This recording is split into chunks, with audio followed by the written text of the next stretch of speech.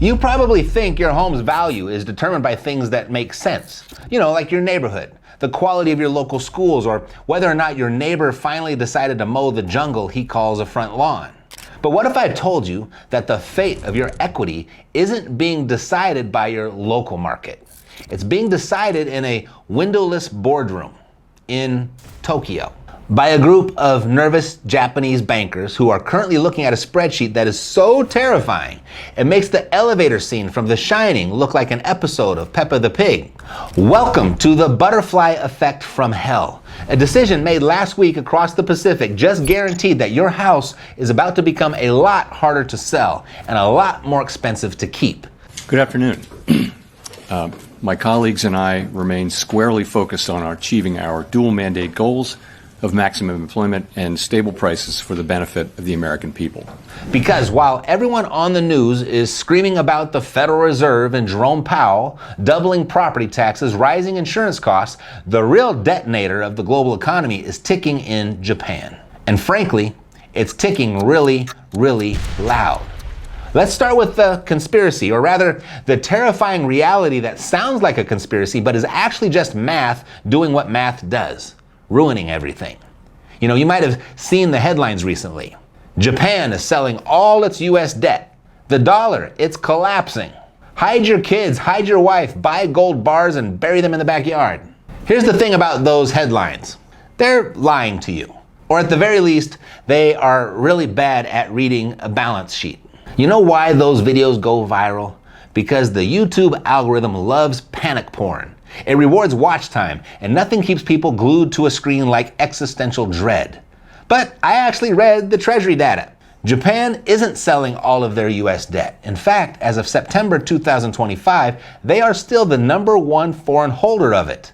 They hold $1.13 trillion of US debt. They are buying more, not less. So if they aren't dumping our debt, why am I sweating? Well, because Japan isn't the villain here. Japan is the hostage.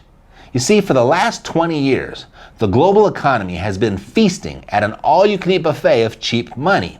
And the guy paying the bill was the Bank of Japan.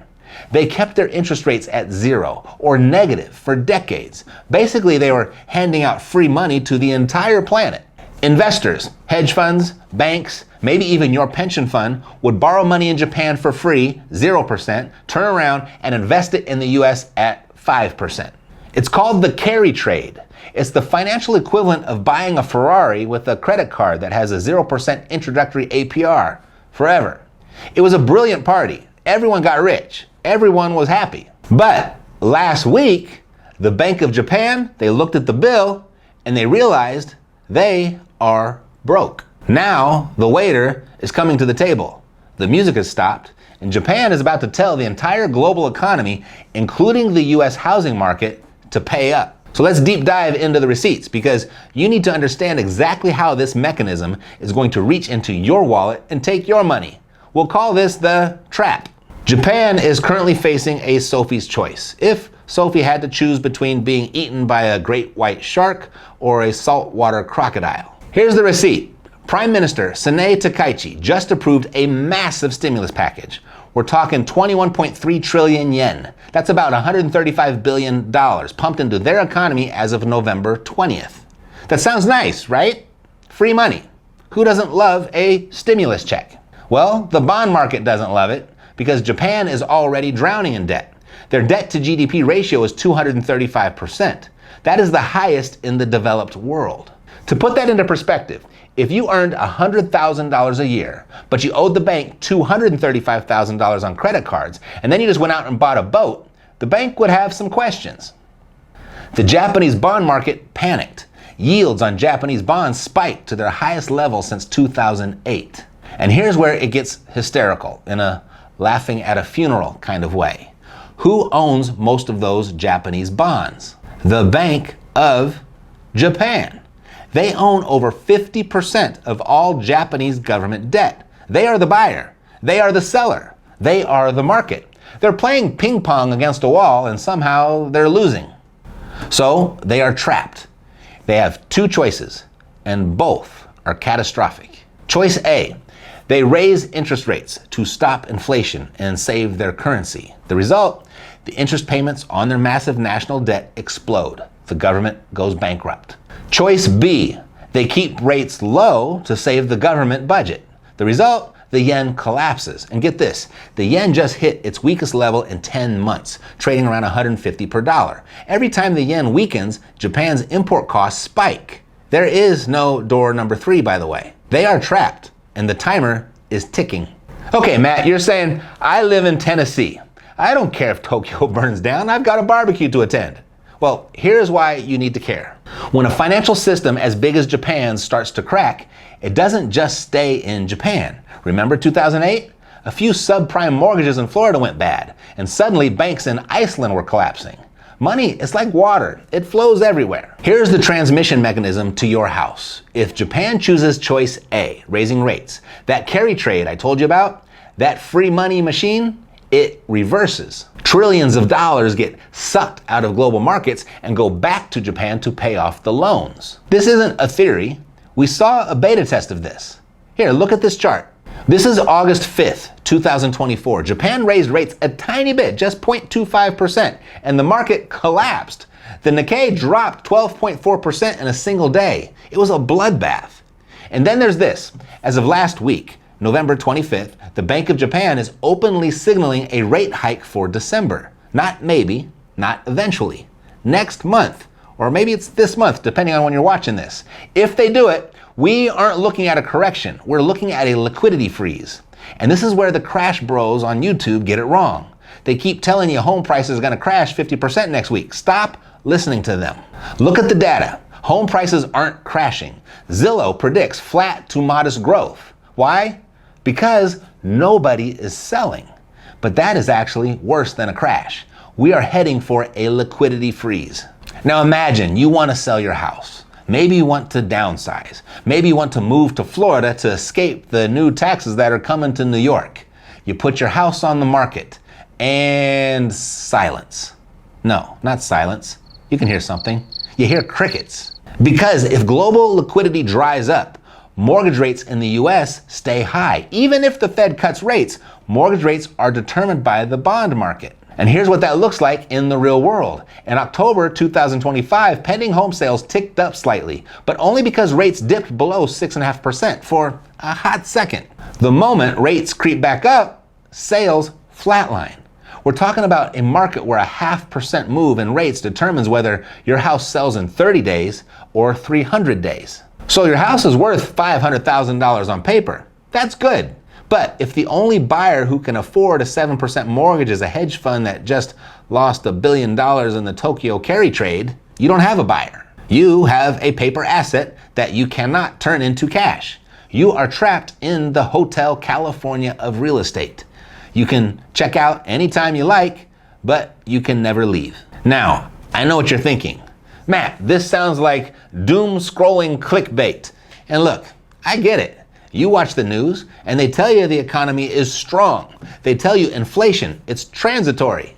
But ask yourself, when you are paying $7 for eggs and your property tax bill just doubled, does the economy feel strong to you? You're not crazy. You're being gaslit by a spreadsheet economy that values GDP numbers over your actual survival. The system is rigged to protect the banks, the institutions, and the governments. When they make a bad bet, like Japan did, they print money to fix it. But when you get caught in the crossfire of their bad debt, there is no bailout for you. There's no quantitative easing for the Smith family. So, are we just gonna sit here and wait for the Japanese bond market to implode and take our retirement with it? Absolutely not. We're gonna channel our inner Jason Bourne. We're gonna wake up, realize the system is compromised, and take evasive action. Here is your survival plan. 3 steps to fortify your castle before the freeze hits. Step 1, lower your burn rate. If the market freezes, you might be stuck in your house longer than you planned. You need to make that house cheaper to hold. The biggest expense you can control, property taxes. Counties are raising assessments aggressively because they are broke too. Do not pay them a penny more than you legally have to. Go to fightmyassessment.com. We have a free tool that checks if you are overpaying. If you are, you've got 2 choices. First is you can grab a DIY kit for 49 bucks and fight them yourself. It's easy, it's effective, and it feels great to tell the tax man he's wrong. Or if you're busy or just lazy, I don't judge, use the link there for the bounty hunter. They will do the entire fight for you. They don't get paid unless they save you money. It is literally a no-risk bet. Stop bleeding cash to a government that wastes it. Step 2, bulletproof your title. If the financial system gets rocky, the legal system gets predatory. If something happens to you while your assets are frozen, do not let your house go into probate. Probate is a government-run lawsuit against your own family, paid for by your estate. It takes 18 months, costs thousands of dollars, and freezes your assets completely. You need a living trust, not a will, a trust. Step 3, hedge against the system, but be smart about it. All right, so let's talk about gold. You've seen the ads. The dollar is dead. Buy gold or die. But let's be adults here. The dollar is not going to vanish tomorrow. It still makes up 58% of global reserves. But that number used to be 70%. We are seeing a slow motion de-dollarization. Central banks are buying gold at record rates. But, and this is a huge but, you have to be careful with your timing. Gold hit a record high of $4,398 an ounce in October. Since then, it's dropped about 9%. Some analysts think it could drop further before it goes back up. So if you're looking into companies like Birch or Goldco, there's a bunch of them out there. Here's my advice. Do not just take their word for it. Demand the pricing in writing. Ask about the spread. Some companies charge massive premiums that eat up your investment before you even start. And treat gold, though, as insurance. It's not a lottery ticket. You don't buy car insurance hoping to crash your car. You buy gold hoping you never need to use it. And look, the butterfly in Tokyo has already flapped its wings. The wind is picking up. You can't control what the Bank of Japan does in December. You can't control the Fed. You can't control what some bond trader in New York does with your mortgage rate on a Tuesday afternoon. But you have to realize that when the global money supply tightens, local governments get desperate.